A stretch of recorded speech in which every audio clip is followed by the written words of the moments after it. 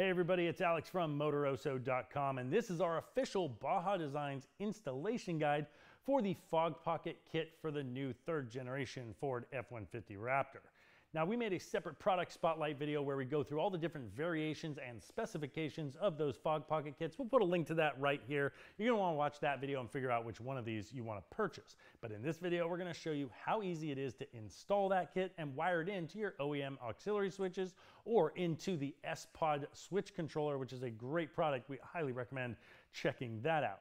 Now, I only have one real note about this installation. It's a very, very easy installation to do, and Ford has made it incredibly easy to access. You get right in from the back. The hardest part of this install was actually fishing the 55-inch splitters from one side to the other because we went high and wanted to keep them really up and out of the way. But if you want to make your life easier, you can literally go lower across the skid plate, and that'll make life really, really easy. But we're going to show you how to do the whole thing, and we can dig right in right now. As usual with any electronics project, it's always a good idea to disconnect your negative battery terminal. Also, before you start assembling everything, it's a great idea to make any lens changes, whether you're swapping the lenses for beam pattern or going to an amber lens for those snowy and icy conditions. It's a lot easier to swap before everything is installed. Always make sure to be careful not to strip the Allen heads, and when replacing the lens and bezel, be sure the O-ring is properly seated. We'll also prepare each squadron pod by attaching the stainless steel mounting bracket using a star lock washer between the bracket and the housing and the supplied 4mm bolt from the side. Tighten these snug but still movable. Now we'll use the large mounting bolt, washers, and nylock nut to begin mounting the lights to the supplied brackets.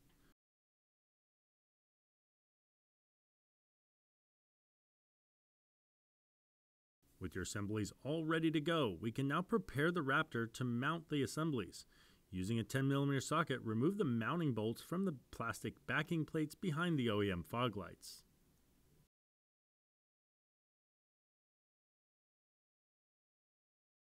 Using an 8mm socket, you'll need to remove this bumper brace.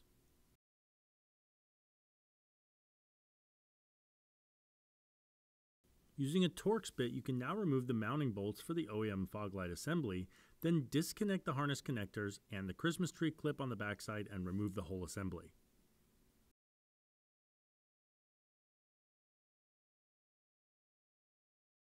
Next, you'll be removing these nut clips and replacing them with the supplied nut clips. Now place the assembly in the Fog Pocket location and place the hardware and fully secure these bolts. Make sure while you're doing this to replace the bumper brace. Now go ahead and repeat this process on the opposite side of the truck to get your assemblies all mounted up. Now, depending on how you plan to wire things up, you can prepare your splitters and upfitter harnesses. In our case, we're using a small splitter to wire the Squadron Pro and S1 onto one switch, and the Squadron Racer will be on a separate switch. We're using two 55-inch splitters to connect the left and right sides, and we're running that over the frame rail and across the intercooler. Be sure to zip tie this to keep it clean and snug. Once we've run all our wiring over to the passenger side, we'll pass it up the fender well alongside the radiator and can either wire it into the OEM auxiliary switches, or in our case, we'll be wiring it up to the S-Pod switch controller.